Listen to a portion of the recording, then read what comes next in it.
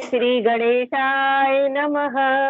विघ्नेश्वराय वरदाय सुरप्रियाय लंबोदराय सकलाय जगत्पिताय नागानिनाय श्रुतियज्ञविभूषिताय गौरीसुताय गणनाथ नमो नमस्ते।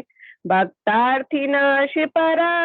गणेश्वराय सर्वेश्वराय शुभदाय सुरेश्वराय विद्याघराय विकटाय च वामनाय भक्त प्रसन्न वरदाय नमो नमस्ते।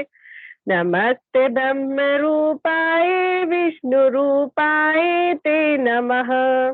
नमस्ते रुद्र रूपाय करि रूपाय ते नमः। विश्वरूप स्वरूपाय नमस्ते ब्रह्मचारिणे भक्त प्रियाय देवाय नमस्तुभ्यं विनायकः लंबोदर नमस्तुभ्यं सततं मोदकं प्रियः निर्विघ्नं कुरु मे देव सर्वकार्येषु सर्वदा त्वां विघ्नशत्रुदेति तां विघ्न शत्रुदलनीति सुंदरेति भक्त प्रियेति सुख देति फल प्रदेति विद्या प्रदत्त घैरेति च ये स्तुवन्ति तेभ्यो गणेश वरदो भव नित्यमेव। श्री गणेशाय नमः। ओम शांति शांति शांति। जय गणपति की। जय गणपति की। धन्यवाद। अब मैं श्री संजीव वशिष्ठ जी को बुलाती हूँ, वो आए। श्री संजीव वशिष्ठ जी, शिव मानस पूजा। आज शायद वो आज आ नहीं पाए हैं, मुझे ऐसा लग रहा है। आ तो जाते हैं जल्दी। संजीव वशिष्ठ जी आप हैं? चलिए, कोई बात नहीं, वो आज आ नहीं पाए। तो मैं श्रीमती रुचि भाटिया को आग्रह करती हूँ कि आए, वो शिव पुराण पाठ का जो उनको जो पेज दिए गए हैं उसको पढ़ें, और इसके बाद में जब रुद्र संहिता सती खंड समाप्त होगा तो उसके बाद में महिषासुर मर्दिनी श्रीमती नीलम गोयल जी की प्रस्तुति है, वो करेंगी, और उसके बाद पार्वती खंड हमारा स्टार्ट होगा। रुचि जी, कैमरा थोड़ा सा नीचे करिए, आपका चेहरा नहीं दिख रहा है। ठीक है? ठीक है मैम। हाँ ठीक है। जय गणपति की मैम।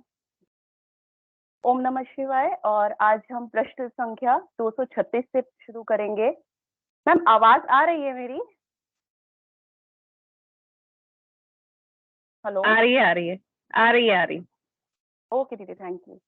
देवताओं द्वारा भगवान शिव की स्तुति। भगवान शिव का देवता आदि के अंगों के ठीक होने और दक्ष के जीवित होने का वरदान देना। श्रीहरि आदि के साथ यज्ञ मंडप में प्रधार कर शिव का दक्ष को जीवित करना तथा दक्ष और विष्णु आदि के द्वारा उनकी स्तुति। देवताओं ने भगवान शिव की अत्यंत विनय के साथ स्तुति करते हुए अंत में कहा, आप पर परमेश्वर परात्पर तथा परात्परतर है। आप सर्वव्यापी विश्व मूर्ति महेश्वर को नमस्कार है। आप विष्णु कलत्र, विष्णु क्षेत्र, भानु भैरव, शरणागत वत्सल, त्र्यंबक तथा विहरणशील हैं।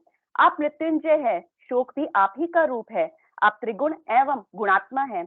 चंद्रमा, सूर्य और अग्नि आपके नेत्र हैं। आप सबके कारण तथा धर्म मर्यादा स्वरूप हैं। आपको नमस्कार है। आपने अपने ही तेज से संपूर्ण जगत को व्याप्त कर रखा है। आप निर्विकार, प्रकाशपूर्ण, चिदानंद स्वरूप, परम ब्रह्मा परमात्मा है। महेश्वर, ब्रह्मा, विष्णु, इंद्र और चंद्र आदि समस्त देवता तथा मुनि आपसे ही उत्पन्न हुए हैं। क्योंकि आप अपने शरीर को 8 भागों में विभक्त करके समस्त संसार का पोषण करते हैं, इसलिए अष्टमूर्ति कहलाते हैं। आप ही सबके आदि कारण करुणामय ईश्वर है। आपके भय से यह वायु चलती है। आपके भय से अग्नि जलाने का काम करती है। आपके भय से सूर्य तपता है और आप ही भय से मृत्यु सब और दौड़ती फिरती है। दया सिंधु महेशान परमेश्वर, प्रसन्न होइए। हम नष्ट और अचेत हो रहे हैं, अतः सदा ही हमारी रक्षा कीजिए। रक्षा कीजिए नाथ, करुणा निधे शंभो। आपने अब तक नाना प्रकार की आपत्तियों से जिस तरह हमें सदा सुरक्षित रखा है, उसी तरह आज भी आप हमारी रक्षा कीजिए। नाथ दुर्गेश, आप शीघ्र कृपा करके इस अपूर्ण यज्ञ का और प्रजापति दक्ष का भी उद्धार कीजिए। भग को अपनी आंखें मिल जाए, यजमान दक्ष जीवित हो जाए, पूषा के दांत जम जाए और भृगु की दाढ़ी मूछ पहले जैसी हो जाए। शंकर, आयुधों और पत्थरों की वर्षा से जिनके अंग भंग हो गए हैं, उन देवता आदि पर आप सर्वथा अनुग्रह करें, जिससे उन्हें पूर्णतया आरोग्य लाभ हो। नाथ, यज्ञ कर्म पूर्ण होने पर जो कुछ शेष रहे वह सब आपका पूरा पूरा भाग हो, उसमें और कोई हस्तक्षेप ना हो। रुद्रदेव, आपके भाग से ही यज्ञ पूर्ण हो, अन्यथा नहीं। ऐसा कहकर मुझ ब्रह्मा के साथ सभी देवता अपराध क्षमा कराने के लिए उद्यत हो हाथ जोड़कर भूमि पर दंड के समान पड़ गए। ब्रह्मा जी कहते हैं, नारद, मुझ ब्रह्मा, लोकपाल, प्रजापति तथा मुनियों सहित श्रीपति विष्णु के अनुनय अनुनय विनय करने पर परमेश्वर शिव प्रसन्न हो गए। देवताओं को आश्वासन दे हंसकर उन पर परम अनुग्रह करते हुए करुणा निधान परमेश्वर शिव ने कहा। श्री महादेव जी बोले, सुरश्रेष्ठ ब्रह्मा और विष्णु देव, आप दोनों सावधान होकर मेरी बात सुने। मैं सच्ची बात कहता हूँ तात, आप दोनों की सभी बातों को मैंने सदा माना है। दक्ष के यज्ञ का यह विध्वंस मैंने नहीं किया है। दक्ष स्वयं ही दूसरों से द्वेष करते हैं। दूसरों के प्रति जैसा बर्ताव किया जाएगा वह अपने लिए ही फलित होगा। अतः ऐसा कर्म कभी नहीं करना चाहिए जो दूसरों को कष्ट देने वाला हो। दक्ष का मस्तक चल गया है, इसलिए इनके सिर के स्थान में बकरे का सिर जोड़ दिया जाए। भग देवता मित्र की आंख से अपने यज्ञ भाग को देखें। तात, पूषा नामक देवता जिनके दांत टूट गए हैं, यजमान के दांतों से भली भांति पीसे गए यज्ञ अन्न का भक्षण करें। यह मैंने सच्ची बात बताई है। मेरा विरोध करने वाले भृगु की दाढ़ी के स्थान में बकरे की दाढ़ी लगा दी जाए। शेष सभी देवताओं के जिन्होंने मुझे यज्ञ भाग के रूप में यज्ञ की अविष्ट वस्तुएं दी है, सारे अंग पहले की भांति ठीक हो जाए। अधवर्यु आदि यागिकों में से जिनकी भुजाएं टूट गई है, वे अश्विनी कुमारों की भुजाओं से, और जिनके हाथ नष्ट हो गए वे पूषा के हाथों से अपने काम चलाएं। ये मैंने आप लोगों के प्रेमवश कहा है। ब्रह्मा जी कहते हैं, नारद, ऐसा कहकर वेद का अनुसरण करने वाले सुर सम्राट चराचरपति दयालु परमेश्वर महादेव जी चुप हो गए। भगवान शंकर का यह भाषण सुनकर श्री विष्णु और ब्रह्मा सहित संपूर्ण देवता संतुष्ट हो उन्हें तत्काल साधुवाद देने लगे। तदंतर भगवान शंभु को आमंत्रित करके मुझ ब्रह्मा और देवर्षियों के साथ श्री विष्णु अत्यंत हर्षपूर्वक पुनः दक्ष की यज्ञशाला की ओर चले। इस प्रकार उनकी प्रार्थना से भगवान शंभु, विष्णु आदि देवताओं के साथ कनखल में स्थित प्रजापति दक्ष की यज्ञशाला में पधारे। उस समय रुद्रदेव ने वहां यज्ञ का और विशेषतः देवताओं तथा ऋषियों का जो वीरभद्र के द्वारा विध्वंस किया गया था उसे देखा। स्वाहा, स्वधा, पुष्टा, तुष्टि, धृति, सरस्वती, अन्य समस्त ऋषि, पितर, अग्नि तथा अन्याय बहुत से यक्ष, गंधर्व और राक्षस वहां पड़े थे। उनमें से कुछ लोगों के अंग तोड़ डाले गए थे, कुछ लोगों के बाल नोच लिए थे और कितने ही उस सम्रागण में अपने प्राणों से हाथ धो बैठे थे। उस यज्ञ की वैसी दुर्वस्था देखकर भगवान शंकर ने अपने गणनायक महापराक्रमी वीरभद्र को बुलाकर हंसते हुए कहा, महाबाहु वीरभद्र, यह तुमने कैसा काम किया? तात, तुमने थोड़ी ही देर में देवता तथा ऋषि आदि को बड़ा भारी दंड दे दिया। वत्स, जिसने ऐसा द्रोहपूर्ण कार्य किया, इस विलक्षण यज्ञ का आयोजन किया और जिसे ऐसा फल मिला, उस दक्ष को तुम शीघ्र यहाँ ले आओ। भगवान शंकर के ऐसा कहने पर वीरभद्र ने बड़ी उतावली के साथ दक्ष का धड़ लाकर उनके सामने डाल दिया। दक्ष के उस शव को सिर से रहित देख लोक कल्याणकारी भगवान शंकर ने आगे खड़े हुए वीरभद्र से हंसकर पूछा, दक्ष का सिर कहाँ है? तब प्रभावशाली वीरभद्र ने कहा, प्रभो शंकर, मैंने तो उसी समय दक्ष के सिर को आग में होम दिया था। वीरभद्र की यह बात सुनकर भगवान शंकर ने देवताओं को प्रसन्नता पूर्वक वैसी ही आज्ञा दी जो पहले दे रखी थी। भगवान भव ने उस समय जो कुछ कहा उसकी मेरे द्वारा पूर्ति कराकर श्रीहरि द्वारा सब देवताओं ने भृगु आदि सबको शीघ्र ही ठीक कर दिया। तदंतर शंभु के आदेश से प्रजापति के धड़ के साथ यज्ञ पशु बकरे का सिर जोड़ दिया गया। उस सिर के जोड़े जाते ही शंभु की शुभ दृष्टि पड़ने से प्रजापति के शरीर में प्राण आ गए और वे तत्काल सोकर जगे हुए पुरुष की भांति उठकर खड़े हो गए। उठते ही उन्होंने अपने सामने करुणानिधि भगवान शंकर को देखा। देखते ही दक्ष के हृदय में प्रेम उमड़ आया। उस प्रेम ने उनके अंतकरण को निर्मल व प्रसन्न कर दिया। पहले महादेव जी से द्वेष करने के कारण उनका अंतकरण मलिन हो गया था, परंतु उस समय शिव के दर्शन से वे तत्काल शरद ऋतु के चंद्रमा की भांति निर्मल। शिव की स्तुति करने का विचार भगवान शिव की स्तुति करने का विचार उत्पन्न हुआ, परंतु वे अनुराग अधिक्य के कारण तथा अपनी मरी हुई पुत्री का स्मरण करके व्याकुल हो जाने के कारण तत्काल उनका स्तवन न कर सके। थोड़ी देर बाद मन स्थिर होने पर दक्ष ने लज्जित हो लोक शंकर शिव शंकर को प्रणाम किया और उनकी स्तुति आरंभ की। उन्हें भगवान शंकर की महिमा गाते हुए बारंबार उन्हें प्रणाम किया और फिर अंत में कहा, परमेश्वर, आपने ब्रह्मा होकर सबसे पहले आत्म तत्व का ज्ञान प्राप्त करने के लिए अपने मुख से विद्या, तप और व्रत धारण करने वाले ब्राह्मणों को उत्पन्न किया था। जैसे ग्वाला लाठी लेकर गौओं की रक्षा करता है, उसी प्रकार मर्यादा का पालन करने वाले आप परमेश्वर दंड धारण किए उन साधु ब्राह्मणों की सभी विपत्तियों से रक्षा करते हैं। मैंने दुर्वचन रूपी बाणों से आप परमेश्वर को बींध डाला था, फिर भी आप मुझ पर अनुग्रह करने के लिए यहाँ आ गए। अब मेरी ही तरह अत्यंत दैन्यपूर्ण आशा वाले इन देवताओं पर भी कृपा कीजिए।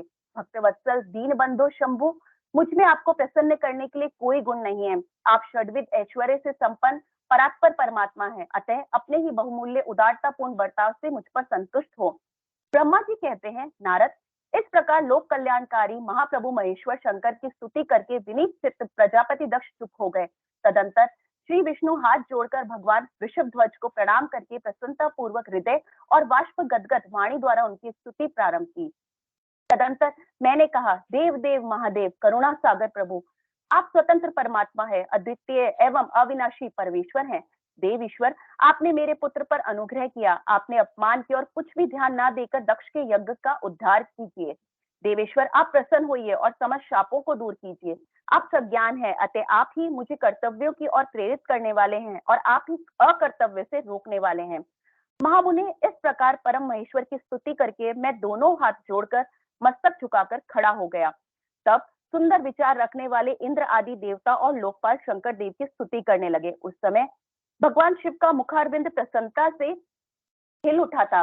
इसके बाद प्रसन्नचित हुए समस्त देवताओं, दूसरे दूसरे सिद्धों, ऋषियों और प्रजापतियों ने शंकर जी का सहर्ष स्तवन किया। इसके अतिरिक्त उपदेवों, नागों, सदस्यों तथा ब्राह्मणों ने पृथक पृथक प्रणाम पूर्वक बड़े भक्ति भाव से उनकी स्तुति की। अध्याय 41 और 42 समाप्त हुआ। यहाँ पे भगवान शिव का दक्ष को अपनी भक्त वत्सला, ज्ञानी भक्त की श्रेष्ठता तथा तीनों देवताओं की एकता बताना, दक्ष का अपने यज्ञ को पूर्ण करना, सब देवता आदि का अपने अपने स्थान को जाना, सती खंड का उपसंहार और महात्म्य। ब्रह्मा जी कहते हैं, नारद, इस प्रकार श्री विष्णु के, मेरे देवताओं और ऋषियों के तथा अन्य लोगों की स्तुति करने पर महादेव जी बड़े प्रसन्न हुए। फिर उन शंभु ने समस्त ऋषियों, देवता आदि को कृपा दृष्टि से देखकर तथा मुझ ब्रह्मा और विष्णु का समाधान करके दक्ष से इस प्रकार कहा। महादेव जी बोले, प्रजापति दक्ष, मैं जो कुछ कहता हूँ सुनो। मैं तुम पर प्रसन्न हूँ। यद्यपि मैं सबका ईश्वर और स्वतंत्र हूँ, तो भी सदा ही अपने भक्तों के अधीन रहता हूँ। 4 प्रकार के पुण्यात्मा पुरुष मेरा भजन करते हैं। दक्ष प्रजापति उन चारों भक्तों में पूर्व की अपेक्षा उत्तरोत्तर श्रेष्ठ है। उनमें पहला आर्त, दूसरा जिज्ञासु, तीसरा अर्थार्थी और चौथा ज्ञानी है। पहले के 3 तो सामान्य श्रेणी के भक्त है, किंतु चौथा का अपना विशेष महत्व है। उन सब भक्तों में चौथा ज्ञान ही मुझे अधिक प्रिय है, वह मेरा रूप माना गया है। उससे बढ़कर दूसरा कोई मुझे प्रिय नहीं है। यह मैं सत्य सत्य कहता हूँ। मैं आत्मज्ञ हूँ। वेद वेदांत के परगामी विद्वान ज्ञान के द्वारा मुझे जान सकते हैं। जिनकी बुद्धि मंद है, वे ही ज्ञान बिना मुझे पाने का प्रयत्न करते हैं। कर्म के अधीन हुए मूढ़ मानव मुझे वेद, यज्ञ, दान और तपस्या द्वारा भी कभी नहीं पा सकते। अतः दक्ष, आज से तुम बुद्धि के द्वारा मुझ परमेश्वर को जानकर ज्ञान का आश्रय ले समाहित चित्त होकर कर्म करो। प्रजापति, तुम उत्तम बुद्धि के द्वारा मेरी दूसरी बात भी सुनो। मैं अपने सगुण स्वरूप के विषय में भी इस गोपनीय रहस्य को धन की दृष्टि से तुम्हारे सामने प्रकट करता हूँ। जगत का परम कारण रूप मैं ही ब्रह्मा और विष्णु हूँ। मैं सबका आत्मा, ईश्वर और साक्षी हूँ। स्वयं प्रकाश और निर्विशेष हूँ। मुने, अपनी त्रिगुणात्मिका माया को स्वीकार करके मैं ही जगत की सृष्टि, पालन और संहार करता हूँ। उन क्रियाओं के अनुरूप ब्रह्मा, विष्णु और रुद्र नाम धारण करता हूँ। उस अद्वितीय भेद रहित केवल मुझ पर ब्रह्मा परमात्मा में ही अज्ञानी पुरुष ब्रह्मा, ईश्वर तथा समस्त जीवों को भिन्न रूप से देखता है।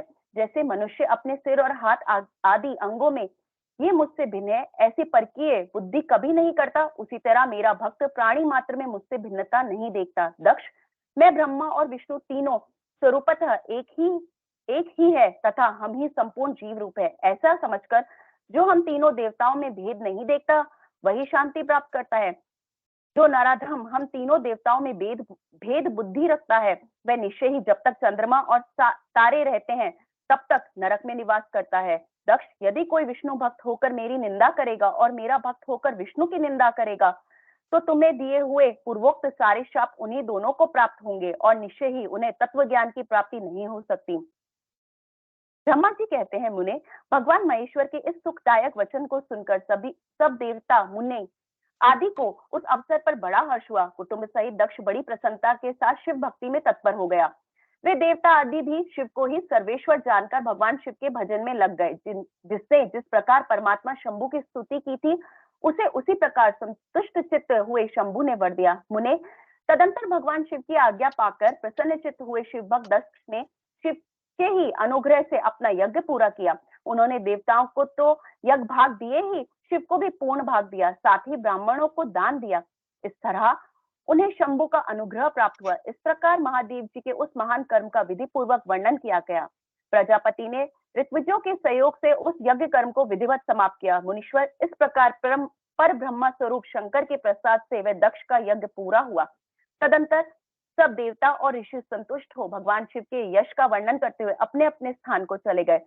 दूसरे लोग भी उस समय वहां से सुख पूर्वक विदा हो गए। मैं और श्री विष्णु भी अत्यंत प्रसन्न हो भगवान शिव के सर्व मंगलदायक सुयश का निरंतर गान करते हुए अपने अपने स्थान को सानंद चले आए। सब पुरुषों के आश्रयभूत महादेव जी भी दक्ष से सम्मानित हो प्रीति और प्रसन्नता के साथ गणों सहित अपने निवास स्थान कैलाश पर्वत को चले गए। अपने पर्वत पर आकर शंभु ने अपनी प्रिया सती का स्मरण किया और प्रधान गणों से उनकी कथा कही। इस प्रकार दक्ष कन्या सती यज्ञ में अपने शरीर को त्याग कर फिर हिमालय की पुत्री मेना के गर्भ से उत्पन्न हुई। यह बात प्रसिद्ध है।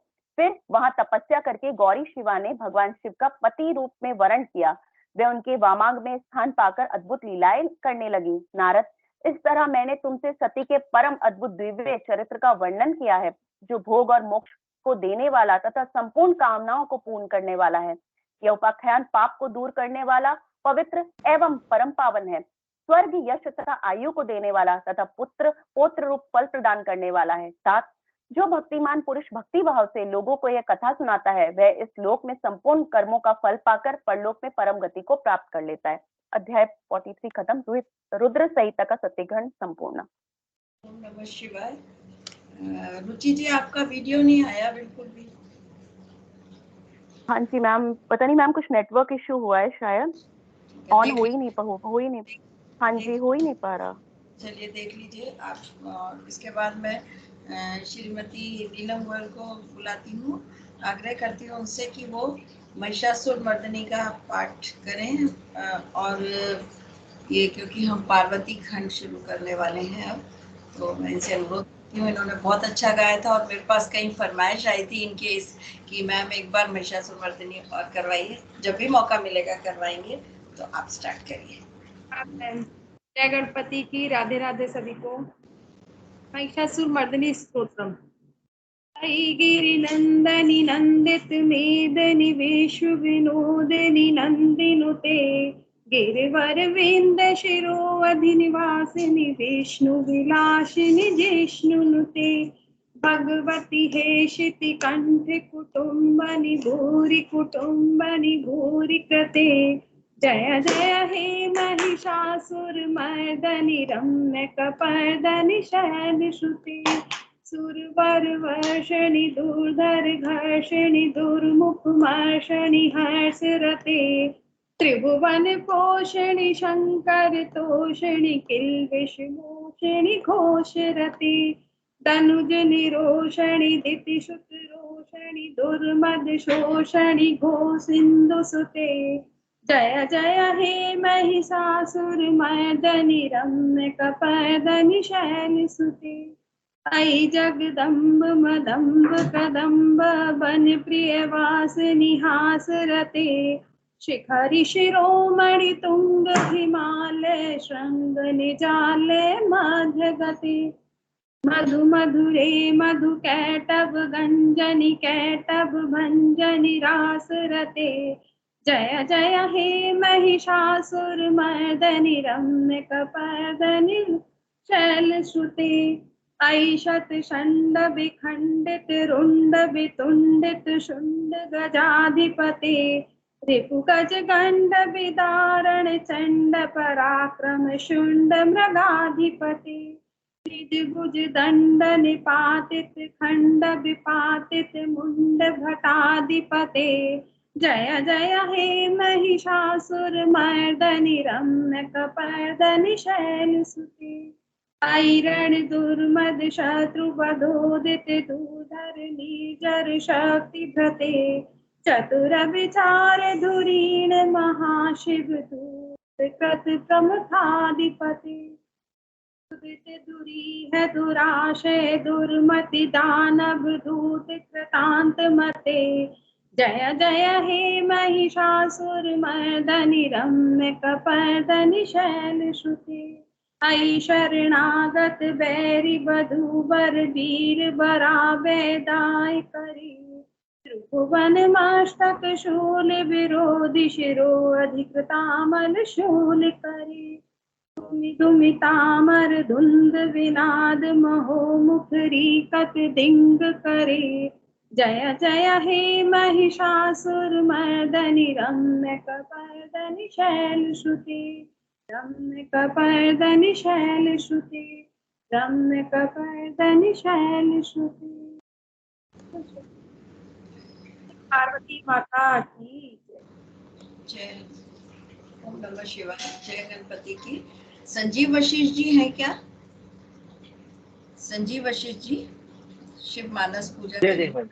हाँ जी, आज आप थोड़ा सा लेट हो गए। संजीव वशिष्ठ जी आइए। जी जी आज लेट हो गया। कोई बात लेट हो हो जाता है कभी। गया। आज अपनी पूजा के दौरान में थोड़ा सा लेट हो जाएगा पूजा का। ओम नमः शिवाय। रत्नै कल्पितमातनं हिमजले स्नानं च दिव्याम्बरं नानारत्नविभूषितं मृगमदा काञ्चितां चन्दनं जाते चम्पकबिल्वपत्ररचितं पुष्पं च धूपं तथा दीपं देवदयानिधे पशुपते कल्पितं गृह्यतां सावर्णे नवरत्नखण्डरचिते पात्रे गीतं पायसं भक्षं पञ्चविधं पयोदधियुतं रम्भाफलं पानकं शाकानामयुतं जलं रुचिकरं कर्पूरखण्डोज्ज्वलं ताम्बूलं मनसा मया विरचितं यच्च प्रभो स्वीकुरु छत्रं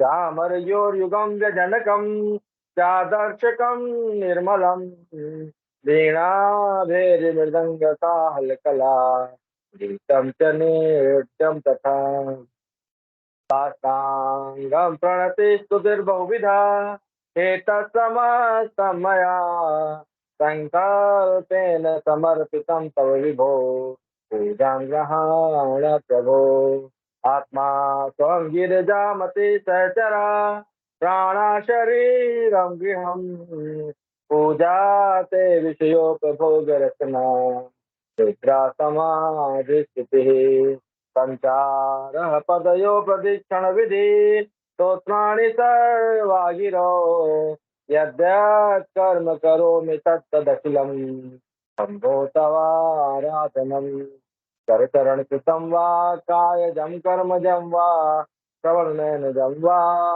मानसं वापराधं वेतवेतं वा सर्वमेतत्क्षमस्व जय जय करुणाब्दे श्री महादेव शंभो जय जय करुणाब्दे श्री महादेव शंभो ओम नमः शिवाय। ओम नमः शिवाय। अब मैं श्रीमती रुचि भाटिया से अनुरोध करती हूँ कि उनके कुछ पेज रह गए हैं जो वो कंप्लीट करें। और सत्य पार्वती गणपति की ओम नमः शिवाय। रुद्र संहिता तृतीय पार्वती खंड। हिमालय के स्थावर जंगम द्विविध स्वरूप एवं द्वितीयत्व का वर्णन, मैना के साथ उनका विवाह तथा मैना आदि को पूर्व जन्म में प्राप्त हुए सनकादि के शाप एवं वरदान का कथन। नारद जी ने पूछा, ब्राह्मण, पिता के यज्ञ में अपने शरीर का परित्याग करके दक्ष कन्या जगदम्बा सती देवी किस प्रकार गिरिराज हिमालय की पुत्री हुई, किस तरह अत्यंत उग्र तपस्या करके उन्होंने पुनः शिव को पति रूप में प्राप्त किया, यह मेरा प्रश्न है, आप इस पर भली भांति और विशेष रूप से प्रकाश डालिए। ब्रह्मा जी ने कहा, मुने नारद, तुम पहले पार्वती की माता के जन्म, विवाह और अन्य भक्तिवर्धक पावन चरित्र सुनो।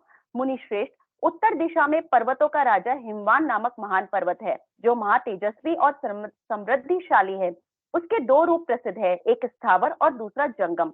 मैं संक्षेप से उसके सूक्ष्म स्वरूप का वर्णन करता हूँ। वह रमणीय पर्वत नाना प्रकार के रत्नों का आकर खान है और पूर्व तथा पश्चिम समुद्र के भीतर प्रवेश करके इस तरह खड़ा है मानो भूमंडल को नापने के लिए कोई मानदंड हो। वह नाना प्रकार के वृक्षों से व्याप्त है और अनेक शिखरों के कारण विचित्र शोभा से संपन्न दिखाई देता है। सिंह, व्याघ्र आदि पशु सदा सुखपूर्वक उसका सेवन करते हैं। हिम का तो वह भंडार ही है, इसलिए अत्यंत उग्र जान पड़ता है। भांति भांति के आश्चर्यजनक दृश्यों से उसकी विचित्र शोभा होती है। देवता, ऋषि, सिद्ध और मुनि उस पर्वत का आश्रय लेकर रहते हैं। भगवान शिव को वह बहुत ही प्रिय है, तपस्या करने का स्थान है। स्वरूप से ही वह अत्यंत पवित्र और महात्मा को भी पावन करने वाला है। तपस्या में वह अत्यंत शीघ्र सिद्धि प्रदान करता है। अनेक प्रकार की धातुओं की खान और शुभ है। वही दिव्य शरीर धारण करके सर्वांग सुंदर रमणीय देवता के रूप में भी स्थित है। भगवान विष्णु का अंश है, इसलिए वह साधु संतों को अधिक प्रिय है। एक गिरिवर हिमवान ने अपनी कुल परंपरा की स्थिति और धर्म की वृद्धि के लिए देवताओं तथा पितरों का हित करने की अभिलाषा से अपना विवाह करने की इच्छा की। मुनीश्वर, उस अवसर पर संपूर्ण देवता अपने स्वार्थ का विचार करके दिव्य पितरों के पास आकर उनसे प्रसन्नता पूर्वक बोले। देवताओं ने कहा, पितरों, आप सब लोग प्रसन्नचित्त होकर हमारी बात सुने और यदि देवताओं का कार्य सिद्ध करना आपको भी अभिष्ट हो तो शीघ्र वैसा ही करें। आपकी ज्येष्ठ पुत्री जो मैना नाम से प्रसिद्ध है, वह मंगल रूपिणी है। उसका विवाह आप लोग अत्यंत प्रसन्नता पूर्वक हिमवान पर्वत से कर दें। ऐसा करने पर आप सब लोगों को सर्वथा महान लाभ होगा और देवताओं के दुखों का निवारण भी पग पग पर होता रहेगा। देवताओं की यह बात सुनकर पितरों ने परस्पर विचार करके स्वीकृति दे दी और अपनी पुत्री मीना को विधि पूर्वक हिमालय के हाथ में दे दिया। उस परम मंगल में विवाह में बड़ा उत्सव मनाया गया। मुनीश्वर नारद, मैना के साथ हिमालय के शुभ विवाह का यह सुखद प्रसंग मैंने तुमसे प्रसन्नता पूर्वक कहा है। अब और क्या सुनना चाहते हो? नारद जी ने पूछा, विद्वन, आप आदर पूर्वक मेरे सामने मीना की उत्पत्ति का वर्णन कीजिए। उसे किस प्रकार शाप प्राप्त हुआ था यह कहिए और मेरे संदेह का निवारण कीजिए। ब्रह्मा जी बोले, मुने, मैंने अपने दक्ष नामक जिस पुत्र की पहले चर्चा की है उसके 60 कन्याएं हुई थी जो सृष्टि की उत्पत्ति में कारण बनी। नारद, दक्ष ने कश्यप आदि श्रेष्ठ मुनियों के साथ उनका विवाह किया था। यह सब वृतांतों में तुम्हें विदित ही है। अब प्रस्तुत विषयों को सुनो। उन कन्याओं में एक स्वधा नाम की कन्या थी जिसका विवाह उन्होंने पितरों के साथ किया। स्वधा की 3 पुत्रियां थी जो सौभाग्यशालिनी तथा धर्म की मूर्ति थी। उनमें से ज्येष्ठ पुत्री का नाम नैना था। मंजली धन्या के नाम से प्रसिद्ध थी और सबसे छोटी कन्या का नाम कलावती था। ये सारी कन्याएं पितरों की मानसी पुत्रियां थी, उनके मन से प्रकट हुई थी। इनका जन्म किसी माता के गर्भ से नहीं हुआ था, अतएव ये अयोनिजा थी, केवल लोक व्यवहार से स्वधा की पुत्री मानी जाती थी। इनके सुंदर नामों का कीर्तन करके मनुष्य संपूर्ण अभिष्ट को प्राप्त कर लेता है। ये सदा संपूर्ण जगत की वंदनीय लोक माताएं हैं और उत्तम अभ्युदय से सुशोभित रहती हैं। सबकी सर्व परम योगिनी, ज्ञान निधि तथा तीनों लोकों में सर्वत्र जा सकने वाली है। मुनीश्वर, एक समय में वे तीनों बहिनें भगवान विष्णु के निवास स्थान श्वेत द्वीप में उनका दर्शन करने के लिए गईं। भगवान विष्णु को प्रणाम और भक्ति पूर्वक उनकी स्तुति करके वे उन्हीं की आज्ञा से वहां ठहर गई। उस समय वहां संतों का बड़ा भारी समाज एकत्र हुआ था। मुने, उसी अवसर पर मेरे पुत्र सनकादि सिद्धगण भी वहां गए और श्रीहरि की स्तुति वंदना करके उन्हीं की आज्ञा से वहां ठहर गए। सनकादि मुनि देवताओं के आदि पुरुष और संपूर्ण लोगों में वंदित हैं। वे जब वहां आकर खड़े हुए उस समय श्वेत द्वीप के सब लोग उन्हें देख प्रणाम करते हुए उठकर खड़े हो गए, परंतु ये तीनों बहिनें उन्हें देखकर भी वहां नहीं उठी। इससे सनत कुमार ने उन्हें स्वर्ग से दूर होकर नर स्त्री बनने का श्राप दे दिया। फिर उनके प्रार्थना करने पर वे प्रसन्न हो गए और बोले। सनत कुमार ने कहा, पितरों की तीनों कन्याओं, तुम प्रसन्न चित्त होकर मेरी बात सुनो। यह तुम्हारे शोक का नाश करने वाली और सदा ही तुम्हें सुख देने वाली है। तुम में से जो ज्येष्ठ है वह भगवान विष्णु की अंशभूत हिमालय गिरी की पत्नी हो। उससे जो कन्या होगी वह पार्वती के नाम से विख्यात होगी। पितरों की दूसरी प्रिय कन्या योगिनी धन्या राजा जनक की पत्नी होगी। उसकी कन्या के रूप में महालक्ष्मी अवतरण होंगी, जिनका नाम सीता होगा। इसी प्रकार पितरों की छोटी पुत्री कलावती द्वापर के अंतिम भाग में वृषभानु वैश्य की पत्नी होगी और उसकी प्रिय पुत्री राधा के नाम से विख्यात होगी। योगिनी मेनका पार्वती जी के वरदान से अपने पति के साथ उसी शरीर से कैलाश नामक परम पद को प्राप्त हो जाएगी। धन्या तथा उसके प्रति जनक कुल में उत्पन्न हुए जीवन मुक्त महायोगी राजा शीरध्वज लक्ष्मी स्वरूपा सीता के प्रभाव से वैकुंठ धाम में जाएंगे। वृषभानु के साथ वैवाहिक मंगल कृत्य संपन्न होने के कारण जीवन मुक्त योगिनी कलावती भी अपनी कन्या राधा के साथ गोकुल धाम में जाएगी। इसमें संशय नहीं है। विपत्ति में पड़े बिना किनकी महिमा प्रकट होती है। उत्तम करने वाले पुण्यात्मा पुरुषों का जब संकट जब टल जाता है, तब उन्हें दुर्लभ सुख की प्राप्ति होती है। अब तुम लोग प्रसन्नता पूर्वक मेरी दूसरी बात भी सुनो, जो सदा सुख देने वाली है। मेना की पुत्री जगदम्बा पार्वती देवी अत्यंत दुस्सह तप करके भगवान शिव की प्रिय पत्नी बनेंगी। कन्या की पुत्री सीता भगवान श्री राम जी की पत्नी होगी और लोकाचार का आश्रय ले श्री राम के साथ विहार करेगी। साक्षात गोलोक धाम में निवास करने वाली राधा ही कलावती की पुत्री होगी। वह गुप्त स्नेह में बंधकर श्री कृष्ण की प्रियतमा बनेगी।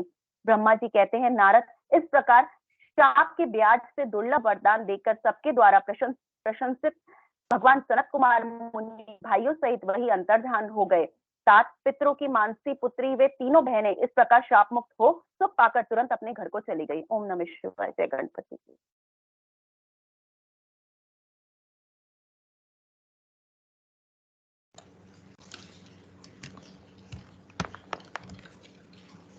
इसके बाद दिशा जी है क्या? नहीं, दिशा जी भी नहीं है आज, पता नहीं। गुरु जी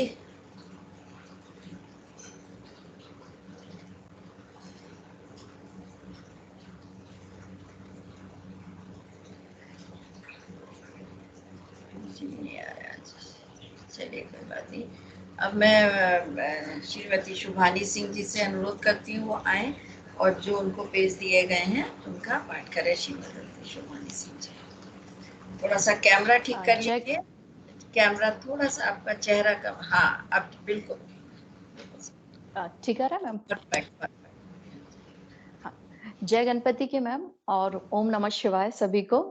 और ये हमारा पहला पार्ट है, अगर इसमें कुछ त्रुटि हो तो क्षमा याचना भगवान से भी और बाकी गुरुजनों से और हमारे सहपाठियों से भी। देवताओं का हिमालय के पास जाना, उनसे सत्कृत हो उन्हें उमाराधन की विधि बताकर स्वयं भी एक सुंदर स्थान में जाकर उनकी स्तुति करना। नारद जी बोले, महामते, आपने मैना के पूर्व जन्म की यह शुभ एवं अद्भुत कथा कही है। उनके विवाह का प्रसंग भी मैंने सुन लिया है।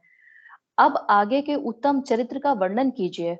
ब्रह्मा जी ने कहा, नारद, जब मैना के साथ विवाह करके हिमवान अपने घर को आ गए, तब तीनों लोकों में बड़ा भारी उत्सव मनाया गया। हिमालय भी अत्यंत प्रसन्न हो मैना के साथ अपने सुखदायक सदन में निवास करने लगे।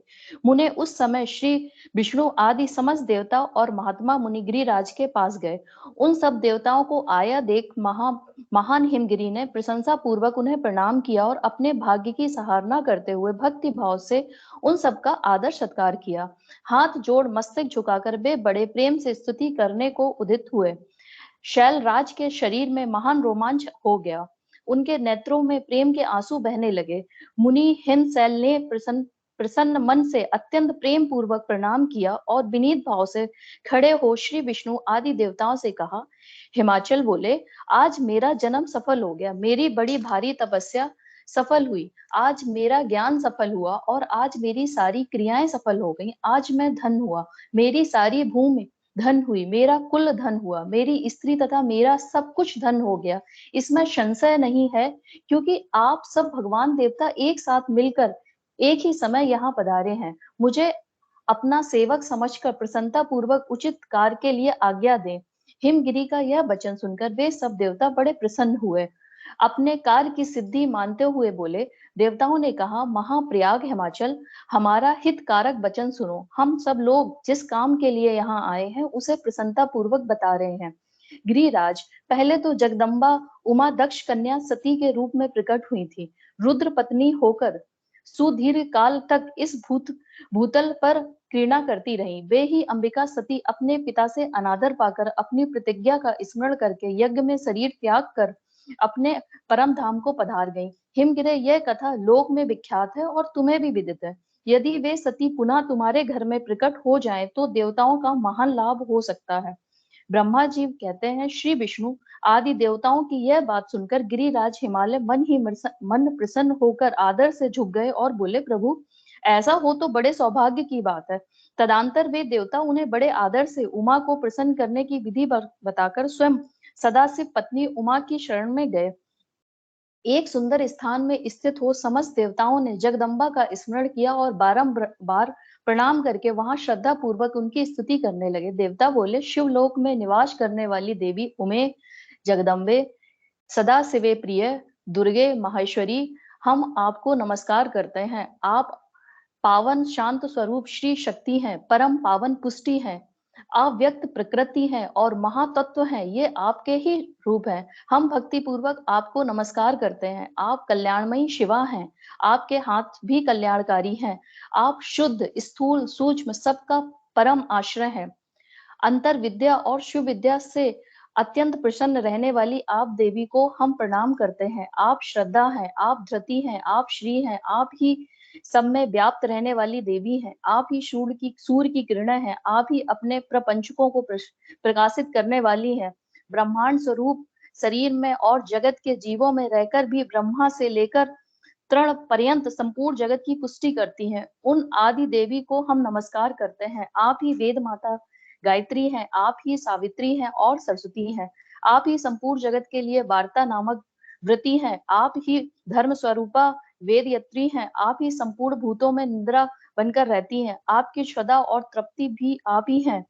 आप ही तृष्णा, कांति, छवि, तुष्टि, सदा संपूर्ण आनंद को देने वाली हैं। आप ही पूर्ण कर्ताओं के यहाँ लक्ष्मी बनकर रहती हैं। आप ही पापियों के घर सदा ज्येष्ठा लक्ष्मी जी की बड़ी बहन दरिद्रता के स्वरूप में वास करती हैं। आप ही संपूर्ण जगत की शांति हैं।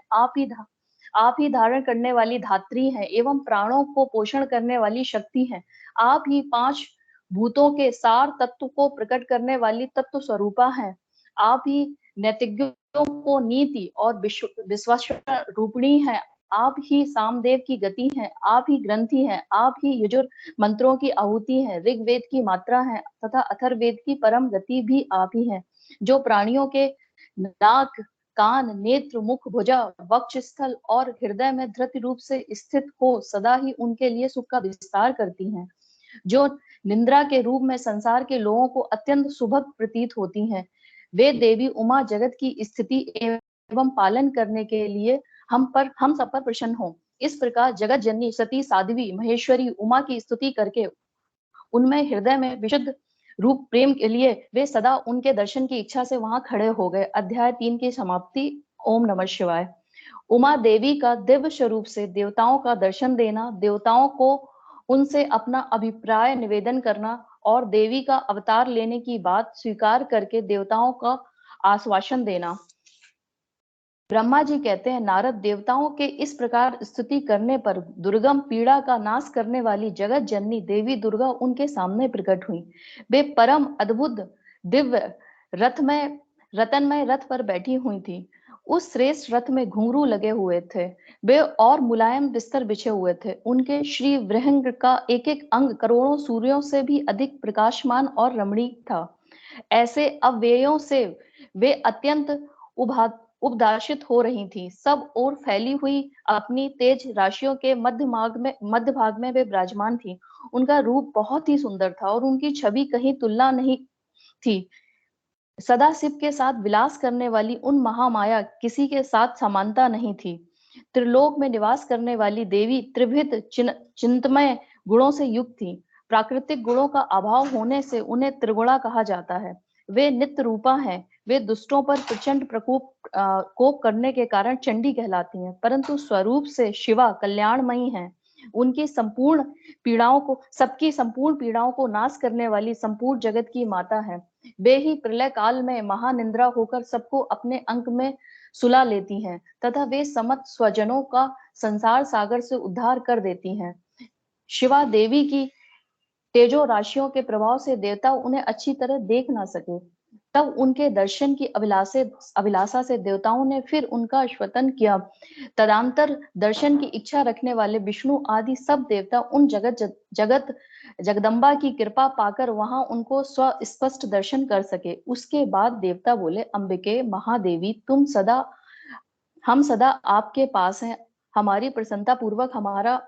प्रसन्नता पूर्वक हमारा निवेदन सुने। पहले आप दक्ष की पुत्री रूप से अवतीर्ण हो लोक में रुद्रदेव की बल्लवा हुई थी। उस समय आपने ब्रह्मा जी और दूसरे देवताओं के महान दुख का निवारण किया था। तदंतर पिता से अनादर पाकर अपनी की हुई प्रतिज्ञा के अनुसार आपने शरीर को त्याग किया, स्वधाम में पधार गई। इससे भगवान हर को बड़ा दुख हुआ। महेश्वरी, आपके चले जाने से देवताओं का कार्य पूरा नहीं हुआ, अतः हम देवताओं और मुनि व्याकुल होकर आपकी शरण में आए हैं। महेश्वनी शिवे, आप देवताओं को मनोरथ पूर्ण करें, जिससे सनत कुमार का वचन सफल हो। देवी, आप भूतल पर अवतीर्ण हो पुनः रुद्रदेव की पत्नी होइए। यथा योग ऐसी लीला कीजिए जिससे देवताओं को सुख प्राप्त हो। देवी, इससे कैलाश पर्वत पर निवास करने वाले रुद्रदेव भी खुशी होंगे। आप ऐसी कृपा करें जिससे सब सुखी हों और सबका सारा दुख नष्ट हो जाए। ब्रह्मा जी कहते हैं, नारद ऐसा सुनकर विष्णु आदि सब देवता प्रेम में मगन हो गए और भक्ति से विनम्र होकर चुपचाप खड़े रहे। देवताओं की यह स्तुति सुनकर शिवा देवी को भी बड़ी प्रसन्नता हुई। उसके हेतु का विचार सबके हेतु का विचार करके अपने प्रभु शिव का स्मरण करते हुए भक्त वत्सला दयामयी उमा देवी उस समय विष्णु आदि देवताओं को संबोधित करके हंसकर बोली। उमा ने कहा, हे हरे, हे विधे, हे देवताओं तथा मुनियों, तुम सब लोग अपने मन से व्यथा को निकाल दो और मेरी बात सुनो। मैं तुम पर प्रसन्न हूँ, इसमें संशय नहीं है। सब लोग अपने अपने स्थान को जाओ, चिरकाल तक सुखी रहो। मैं अवतार लेकर मैना की पुत्री होकर तुम्हें सुख दूंगी और रुद्रदेव की पत्नी हो जाऊंगी। यह मेरा अत्यंत गुप्त मत है। भगवान शिव की लीला अद्भुत है, वह ज्ञानियों को अपने मोह में डालने वाली है। देवताओं उस यज्ञ में जाके पिता के द्वारा अपने स्वामी का अनादर देखकर, जब से मैंने दक्ष जनित शरीर को त्याग किया है, तभी से मेरे स्वामी काला अग्नि रुद्रदेव तत्काल दिगंबर हो गए हैं। वे मेरी ही चिंता में डूबे रहते हैं। उनके मन में यह विचार उठा रहता है कि धर्म को जानने वाली सती मेरा रोष देखकर पिता के यज्ञ में गई, वहां मेरा अनादर देखकर मुझ में प्रेम होने के कारण उसने अपना शरीर त्याग दिया। यही सोचकर वे घर बार छोड़ अलौकिक वेश धारण करके योगी हो गए हैं। मेरी स्वरूप भूता सती के वियोग को वे महेश्वर सहन न कर सके। देवताओं, भगवान रुद्र की भी यह अत्यंत इच्छा है कि भूतल पर मैना और हिमाचल के घर पे मेरा अवतार हो, क्योंकि वे मेरा पुनः पाणी ग्रहण करने की अधिक अभिलाषा रखते हैं। अतः मैं रुद्रदेव के संतोष के लिए अवतार लूंगी और लौकिक गति का आश्रय लेकर हिमालय पत्नी मैना की पुत्री होंगी। ब्रह्मा जी कहते हैं, नारद ऐसा कहकर जगदम्बा शिवा उस समय समस्त देवताओं को देखते देखते ही आदृश्य हो गईं, परंतु तुरंत अपने लोक में चली गईं। तदंतर हर्ष से भरे हुए विष्णु आदि समस्त देवता और मुनि उस दिशा को प्रणाम करके अपने अपने धाम को चले गए। अध्याय 4 की समाप्ति। ओम नमः शिवाय। मैना का प्रत्यक्ष दर्शन करके शिव देवी का उन्हें अभीष्ट वरदान से संतुष्ट करना और मैना से मैनांग का जन्म। नारद जी ने पूछा, पिताजी, जब देवी दुर्गा अंतर ध्यान हो गई और देवगण अपने अपने धाम को चले गए तो उसके बाद क्या हुआ? ब्रह्मा जी ने कहा, मेरे पुत्रों में श्रेष्ठ विप्र वर नारद जब विष्णु आदि देव समुदाय हिमालय और मैना को देवी का अंतर आराधना का उपदेश दे चले गए, तब गिरिराज हिमाचल और मैना दोनों दंपत्ति बड़ी भारी तपस्या आरंभ की। वे दिन रात शंभु और शिवा का चिंतन करते हुए भक्ति युक्त चित्त से नित्य उनकी सम्यक रीति से आराधना करने लगे। हिमबान की पत्नी मैना बड़ी प्रसन्नता से शिव सहित शिवा देवी की पूजा करने लगी। वे उन्हीं के संतोष के लिए सदा ब्राह्मणों को दान देती रहती थी। मन में संतान की कामना ले मैना चैत्र मास के आरंभ से लेकर 27 वर्षों तक प्रतिदिन तत्परता पूर्वक शिवा देवी की पूजा और आराधना में लगी रही। वे अष्टमी को उपवास करके नमी को लड्डू बलि सामग्री, पीठी, खीर, गंध पुष्प आदि देवों को भेंट करती थीं और गंगा के किनारे औषधप्रस्थ उमा की मिट्टी की मूर्ति बनाकर नाना प्रकार की वस्तुएं समर्पित करके उनकी पूजा करती थी। मैना देवी के कभी निराहार रहती, कभी व्रत के नियमों का पालन करती, कभी जल पीकर रहती और कभी हवा पीकर ही रह जाती थी।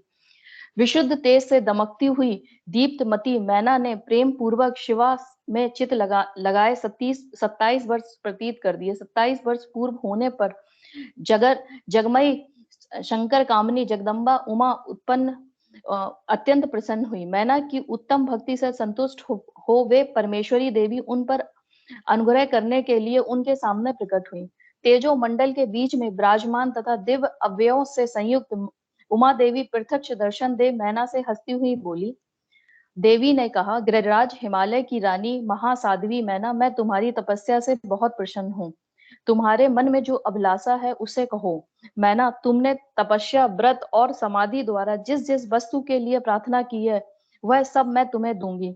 तब मैना ने प्रत्यक्ष प्रकट हुई कालिका देवी को देखकर प्रणाम किया और इस प्रकार कहा।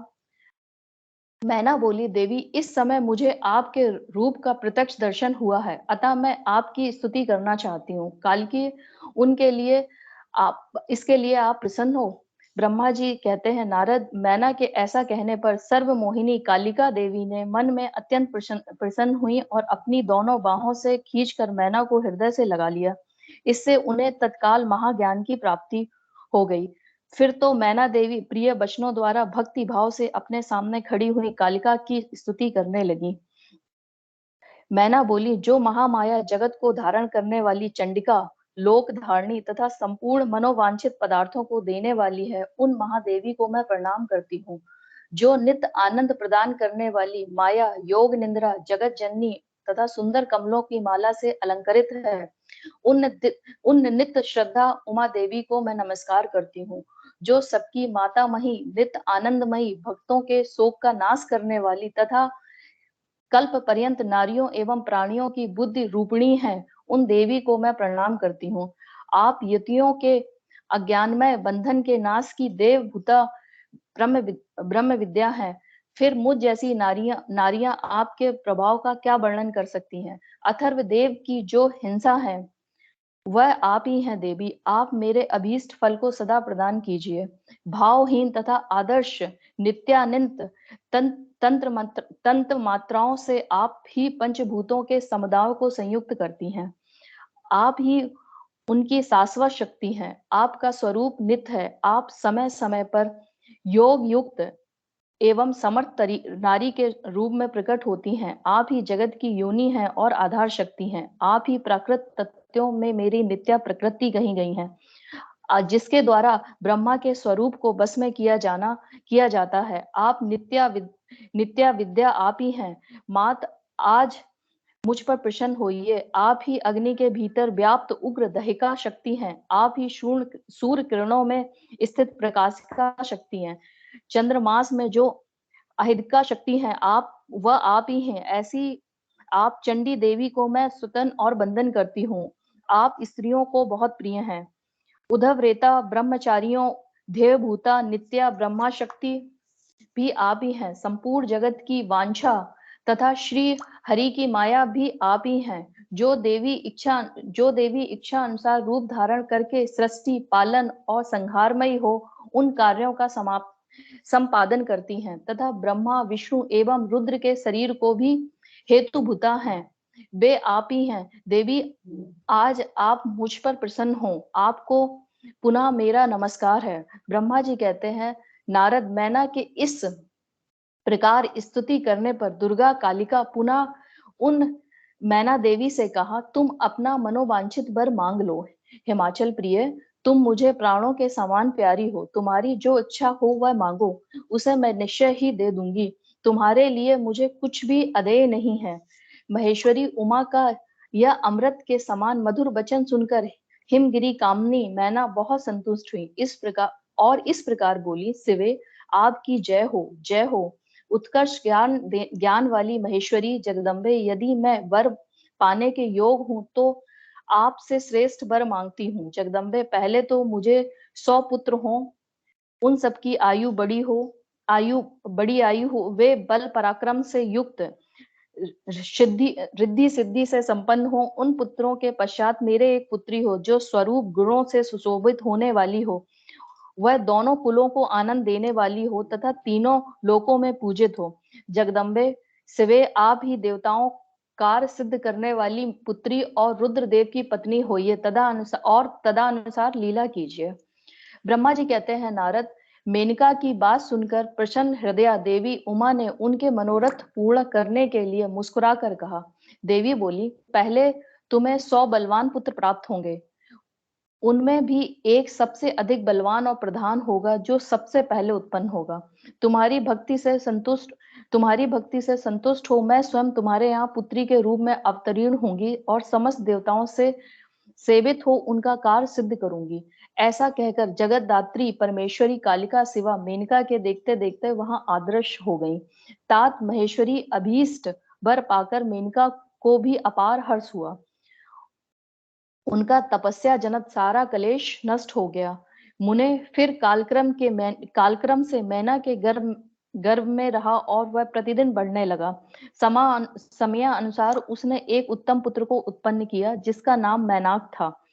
उसने समुद्र के साथ उत्तम मैत्री बांधी। वह अद्भुत पर्वत नाग बंधुओं के उपभोग का स्थल बना हुआ है। उसके समस्त अंग श्रेष्ठ हैं। हिमालय के 100 पुत्रों में सबसे श्रेष्ठ और महान बल पराक्रम से संपन्न है। अपने से या अपने बाद प्रकट हुए समस्त पर्वतों में एकमात्र मैनाक ही पर्वतराज के पद पर प्रतिष्ठित है।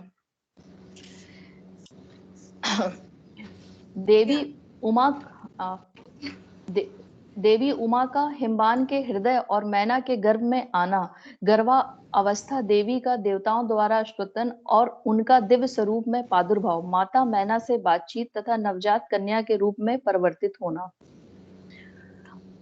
ब्रह्मा जी कहते हैं, नारद, तदंतर मैना और हिमालय आनंद पूर्वक देव कार्य की सिद्धि के लिए कन्या प्राप्ति हेतु वहां जगत जननी भगवती उमा का चिंतन करने लगे, जो प्रसन्न होकर संपूर्ण अभीष्ट वस्तुओं को देने वाली हैं।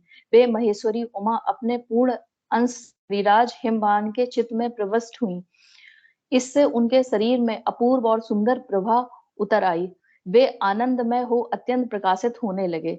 उस अद्भुत तेजो राशि संपन्न महामना हिमालय अग्नि के समान अदृश्य हो गए। तत्पश्चात सुंदर कल्याणकारी समय में गिरिराज हिमालय ने अपनी प्रिया मेनका के उदर में शिवा के उस परिपूर्ण अंश का आधान किया। इस प्रकार गिरिराज पत्नी मैना ने हिमवान के हृदय में विराजमान करुणा निधान देवी की कृपा से सुखदायक गर्भ धारण किया। संपूर्ण जगत की निवास भूता देवी के गर्भ में आने से गृह प्रिया मैना सदा तेजो मंडल के बीच में स्थित होकर अधिक शोभा पाने लगी। अपनी प्रिया शुभांगी मैना को देखकर गिरिराज हिमवान बड़ी प्रसन्नता का अनुभव करने लगे। गर्भ में जगदम्बा के आ जाने से वे महान तेज से संपन्न हो गई थी। मुने उस अवसर में विष्णु आदि देवता और मुनियों ने वहां आकर गर्भ में निवास करने वाली शिवा देवी की स्तुति की और तदंतर माहेश्वरी की नाना प्रकार से स्तुति करके प्रसन्नचित्त हुए। वे सब देवता अपने अपने धाम को चले गए। जब 9वां महीना बीत गया और 10वां भी पूरा हो चला, तब जगदम्बा कालिका ने समय पूर्ण होने पर गर्भस्थ शिशु की जो गति होती है उसी को धारण किया, अर्थात जन्म ले लिया। उस अवसर पर आदि शक्ति सती साध्वी शिवा पहले मैना के सामने अपने ही रूप में प्रकट हुई और बसंत ऋतु में चैत्र मास की नमी तिथि को मृगशिरा नक्षत्र में आधी रात के समय चंद्रमंडल से आकाश गंगा की भांति मैना के उदर से देवी शिवा अपने ही स्वरूप में प्रादुर्भाव हुआ। उस समय संपूर्ण संसार में प्रसन्नता छा गई। अनुकूल हवा चलने लगी जो सुंदर, सुगंधित एवं गंभीर थी। उस समय जल की वर्षा के साथ फूलों की वृष्टि भी हुई।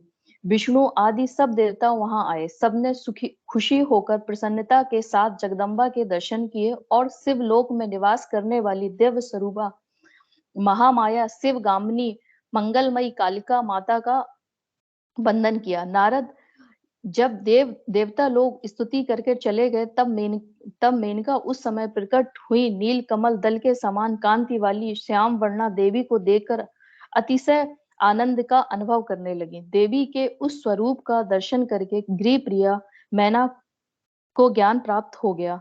वे उन्हें परमेश्वरी समझकर अत्यंत हर्ष से उल्लासित हो उठी और संतोष पूर्वक बोली। मैना ने कहा, जगदम्बे महेश्वरी, आपने बड़ी कृपा की है जो हमारे सामने प्रकट हुई है। अंबिके, आपकी बड़ी शोभा हो रही है। शिवे, आप संपूर्ण शक्तियों में आदि शक्ति हैं तथा तीनों लोकों की जननी हैं। देवी, आप भगवान शिव को सदा ही प्रिय हैं तथा संपूर्ण देवताओं से प्रशंसित पराशक्ति हैं। महेश्वरी, आप कृपा करें, इसी रूप में मेरे ध्यान में स्थित हो जाएं, साथ ही मेरी पुत्री के अनुरूप प्रत्यक्ष दर्शनीय रूप धारण करें। ब्रह्मा जी कहते हैं, नारद, पर्वत पत्नी मेनका की यह बात सुनकर अत्यंत प्रसन्न हुई। शिवा देवी ने उस गृह प्रिया को इस प्रकार उत्तर दिया। देवी बोली, मैना, तुमने पहले तत्परता पूर्वक मेरी बड़ी सेवा की थी। उस समय तुम्हारी भक्ति प्रसन्न हो मैं वर देने के लिए तुम्हें प्रकट आई। वर मांगो। मेरी इस वाणी को सुनकर तुमने जो वर मांगा वह इस प्रकार है। महादेवी, आप मेरी पुत्री हो जाओ, देवताओं का हित साधन करो। तब मैंने तथास्तु कहकर तुम्हें सादर यह वर दे दिया और मैं अपने धाम को चली गई। गिरी कामनी, उस वर के अनुसार समय आकर आज मैं तुम्हारी पुत्री हुई हूँ। आज मैंने जो दिव्य स्वरूप का दर्शन कराया है उसका उद्देश्य इतना ही है कि तुम मेरे स्वरूप का स्मरण हो जाए, अन्यथा मनुष्य रूप में प्रकट होने पर मेरे विषय में तुम अनजान ही बनी रहती। अब तुम दोनों दंपत्ति पुत्री भाव से तथा दिव्य भाव से मेरा निरंतर चिंतन करते हुए मुझ पर स्नेह रखो। इससे मेरी उत्तम गति प्राप्त होगी। मैं पृथ्वी पर अद्भुत लीला करके देवताओं का कार्य सिद्ध करूंगी और भगवान शंभु की पत्नी होंगी और सज्जनों का संकट से उद्धार करूंगी। ऐसा कहकर जगन माता शिवा चुप हो गई और उसी क्षण माता के देखते देखते प्रसन्नता पूर्वक नवजात पुत्री के रूप में परिवर्तित हो गई। अध्याय 6 का समापन। ओम नमः शिवाय। नमः शिवाय। ओम नमः शिवाय। बहुत अच्छा, आप तो एक अध्याय ज्यादा ही कर गई। देवी का प्राकट्य हो गया, जल हो गया, आज तो ये आपके द्वारा ही बना था। चलिए, बहुत अच्छा पढ़ा, पहली बार पढ़ा, बहुत अच्छा। अब मैं गुरुजी से आग्रह करती जय हूँ गणपति। कि वो आए और हमें थोड़ा सा ज्ञान दें, कुछ बताएं हमें शिव पुराण के बारे में। गुरुजी आइए आप।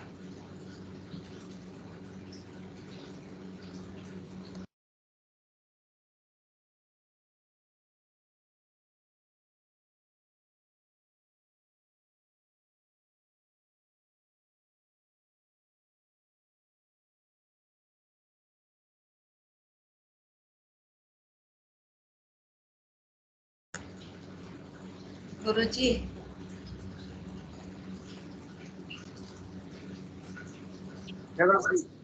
जय गणपति। जय गणपति। मुझे आपका वीडियो जय गणपति।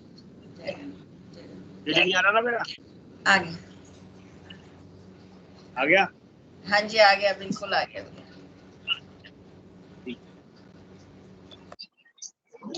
चलिए, अच्छा है। आपका शिव महापुराण सबसे अच्छा चल रहा है, बढ़िया चल रहा है। तो शिवानी जी ने भी भगवती की आराधना की, किस प्रकार से उनके नाम वर्णन है, रुचि ने भी बताया, सुभानी जी ने भी बताया। कल महामृत्युंजय मंत्र की व्याख्या आप लोगों ने की, बड़ा ही अच्छा। इससे सबसे बड़ा फायदा ये कि जो महामृत्युंजय मंत्र जाप करते हैं लोग, तो उन्हें उसका अर्थ पता चल जाता है। तो इससे पता चल जाता है कि हम क्या कर रहे हैं, इस मंत्र का अर्थ क्या है। उनने जो बहुत विस्तार से उस हर चीज की बात कही। त्र्यंबकम यजामहे, हम उस त्र्यंबक का यजन कर रहे हैं। हालांकि उन्होंने तीनों लोगों की बात कही है, लेकिन हम इसको दूसरे रूप में देखें तो अंबक होते हैं नेत्र, जिनके 3 नेत्र हैं। मैंने शुरुआत में जब कहानी चालू हुई थी तब बताया था कि 3 नेत्र शंकर जी को कैसे मिले। इसलिए उस त्र्यंबक की हम उपासना करते हैं, यजन करते हैं। यजामहे मले यजन, यजन पूजन। सुगंधिम पुष्टि वर्धनम, जो हमारे को सुगंधित रखता है, जो पुष्टि प्रदान करता है। अब देखिए, अर्थ हर किसी ने अपने अपने तरीके से किए, लेकिन जो मैं अर्थ बता रहा हूँ वो बहुत सार सम्मत है। सुगंधी माने जब तक आपके हमारे शरीर से सुगंध आ रही है तब तक ही लोग हमें अपना मान रहे हैं। जब तक हमारा शरीर पुष्ट है तब तक ही हम इस संसार के सभी प्रकार के धर्मों को साध पा रहे हैं। शरीर माध्यम खल धर्म साधन। तो सुगंधिम पुष्टि वर्धनम, हे त्र्यंबक, हे बोल शिव जो 3 नेत्रधारी हैं, हम आपका यजन करते हैं, हमारे शरीर को सुगंधित रखो, पुष्टि प्रदान करो। सुगंधिम मतलब हमारे शरीर में सुगंध की वृद्धि हो, पुष्ट हो, वर्धनम। और अगली बात जो आपने कल पढ़ी थी, उर्वारुकम। उर्वारुकम, उर्वारुकम का मतलब होता है, उर्वारुक कहते खरबूजा। उर्वारुकम इव जैसा, इव माने जैसा, खरबूजे के जैसा मैं पेड़ पर लटका हुआ हूँ। कब? कष्टों से बंधा हुआ। इस संसार रूपी भवसागर में कष्टों से लटका बंधा हुआ, प्रारब्ध के कर्मों से बंधा हुआ मैं लटका हुआ हूँ। जब जीव बहुत प्राण संकट में होता है, बहुत पीड़ित होता है, बहुत दुखी होता है, आधे दैविक आधे भौतिक आध्यात्मिक इसी प्रकार के कष्ट में होता है, तब वो पीड़ित होकर के ये बात कहता है कि मैं उस खरबूजे की तरह लटका हुआ हूँ। उर्वा रुकम इव, उस खरबूजे जैसा। अब फिर इव माने जैसा, यहाँ पर ये कहा गया जैसे उस खरबूजे को उसका चाहने वाला उसे अधर से ही तोड़ लेता है और जमीन में गिरने से बचा लेता है, क्योंकि जब वो खरबूजा जमीन में गिरेगा तो क्या होगा, वो छीर हो जाएगा, टूट जाएगा, फट जाएगा। ऐसे ही इस प्रारब्ध रूपी कष्टों से जो मैं लटका हुआ हूँ, हे भोलेनाथ मुझे इन कष्टों से बचा लो, मेरी रक्षा कर लो और आप अपने हाथों का सहारा दे दो और मुझे पुष्ट कर दो। उर्वारुकम इव बंधनान, इन बंधनों से, इन कष्टों के बंधन से, बंधनान। मृत्योर्मुक्षीय, कई लोग मुक्षीय शब्द का ठीक से प्रयोग नहीं कर पाते। कई बार मैं मंत्र सुनता हूँ, कहीं कहीं मुझे लगता है, फिर मैंने कहा कभी बात आएगी तब बात करेंगे। तो मृत्योर्मुक्षीय मामृता, है ना, मृत्यु रूपी बंधन से मुक्त करते हुए मुझे वह अमृत प्रदान करो जिससे मैं इस संसार में और आगे जी सकूं और अपने प्रारब्ध रूपी कष्टों को पार कर सकूं, क्योंकि जितना प्रारब्ध उतना तो पार करना है ना। ऐसे उस मंत्र की व्याख्या कल आई थी, बहुत अच्छी व्याख्या आई थी। पूजा का विधान भी आया। सबसे अच्छी बात है आप लोगों को इसमें शिव जी की पूजा कैसे करनी, भगवती के कैसे कैसे रूप है, क्या क्या नाम है। आज दया श्रद्धा क्षमा बहुत सारे नाम आए। मैं हमेशा कहता हूँ पार्वती का नाम श्रद्धा है, श्रद्धा विश्वास रूपण। तो पार्वती के बहुत सारे नाम, लेकिन यहाँ पर ये वाला नाम भी आपके सामने बहुत सारे आ गए। उनकी यजन करते वक्त, उनकी स्तुति करते वक्त, तो ऐसी जो चीजें हैं, तो कहते हैं कि जो शास्त्र है, जो पुस्तक है, उसको पढ़ने का फायदा कब है? उसका फायदा जब है जब हम उसमें से कोई एक अंश हम अपने प्रयोग में ले आए। भगवान, अब लोग कहते हैं कि हम तो भगवान को सुना रहे, भगवान कहते हैं हमारी लीला हम नहीं सुना रहे, ये तो हम नहीं रची। हम उस लीला में जो लिख रहे हैं महत्वपूर्ण बात, उसमें से कुछ अंश छांट लो और उस अंश में से जो अंश दिया हुआ है, जो आपने छांटा है, उसका प्रतिदिन नित्य पारायण करो, उसमें आपका कल्याण हो जाए। तो चाहे भगवती के बारे में आज नाम दिया, स्तुति दी, उसको आप पारायण कर लो। चाहे कल जो शिव का पारायण, शिव के बारे में स्तुति दी थी, उसका पारायण कर लो। भगवान शिव का बहुत अच्छा हस्ताम्भोजी युगल मृत्युंजय मंत्र का जो स्तुति दी थी, बहुत बढ़िया बढ़िया उसके अंदर दिया है। कोई एक छोटी चीज जहां आपको मन अटक जाएगी, ये चीज हमको बस गई है, ये वाली स्तुति हमको बस गई है, ये वाला प्रयोग हमको बस गया है, उसे जीवन में उतार लेना, तो आप सभी का कल्याण हो जाएगा। जय गणपति की। जय गणपति की गुरुजी। धन्यवाद गुरुजी। ऐसी 5 मिनट के लिए आ जाए करे। आज आप 5 दिन बाद आए हैं गुरुजी। 5 दिन बाद आए ना, लेकिन अभी क्या 5 दिन तो बहुत व्यस्त, और अभी बहुत व्यस्त चल रहे थे। आज भी आपने कहा तो थोड़ा काम रोक के आए। देखो भाई जजमान सामने बैठे हुए हैं, हमने कहा पहले आपसे बात कर ले, ठीक है। यहाँ पे आपकी जरूरत है बहुत ज्यादा। जय गणपति की। ऐसी टाइम निकाल।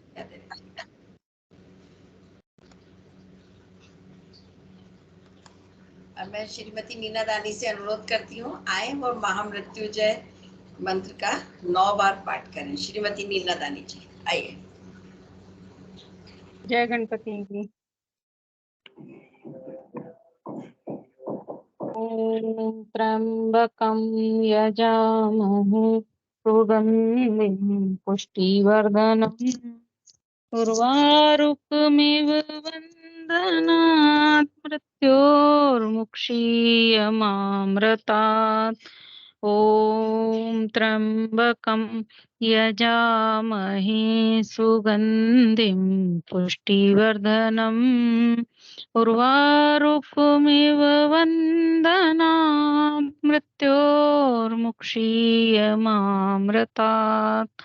ॐ त्र्यम्बकं यजामहे सुगन्धिं पुष्टिवर्धनम् उर्वारुकमिव वन्दनात् मृत्योर्मुक्षीयमामृतात्। ॐ त्र्यम्बकं यजामहे सुगन्धिं पुष्टिवर्धनम् उर्वारुकमिव वन्दनात् मृत्योर्मुक्षीयमामृतात्। ॐ त्र्यम्बकं यजामहे सुगन्धिं पुष्टिवर्धनम् उर्वारुकमिव वन्दनात् मृत्योर्मुक्षीयमामृतात्। ॐ